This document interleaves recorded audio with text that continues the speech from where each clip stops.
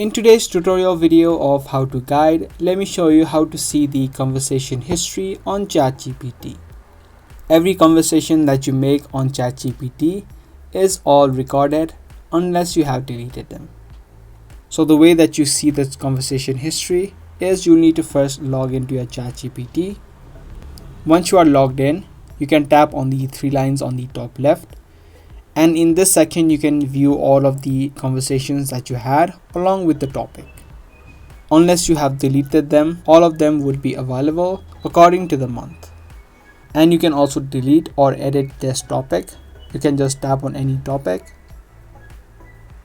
edit icon, and this delete icon will appear. If you tap on this edit icon, which is pencil icon, you can rename this topic anything you want.